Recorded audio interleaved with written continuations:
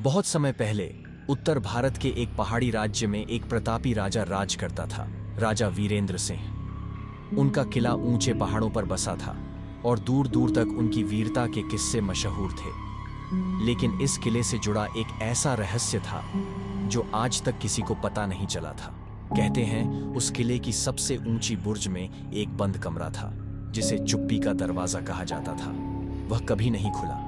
वहां जाने की अनुमति किसी को नहीं थी, यहां तक कि रानी को भी नहीं। लेकिन एक रात राजा अचानक बीमार पड़ गए और मरने से पहले उन्होंने अपने छोटे बेटे युवराज आर्यन को बुलाया और कहा, बेटा, वो बंद दरवाजा सिर्फ तुझे खोलना है जब तू खुद को इसके लायक समझे। राजा का देहांत हो गया, लेकिन आर्यन को वह रहस्य सालता रहा।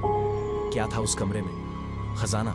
कोई शाप या कोई पुराना पाप? सालों बाद जब राज्य पर एक दुश्मन राजा ने हमला किया और किला गिरने को हुआ, आर्यन ने उस कमरे की ओर देखा। वह अब राजा बन चुका था। उसके भीतर अब डर नहीं था, बस जिम्मेदारी थी।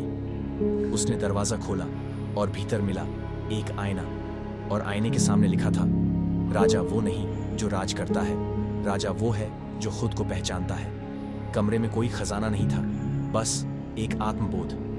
राजा वीरेंद्र सिंह चाहते थे कि आर्यन समझे, सच्चा राज्य खुद को जानना है।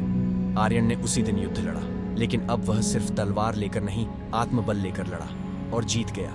किला फिर से खड़ा हुआ और चुप्पी का दरवाजा अब हमेशा के लिए खुल गया।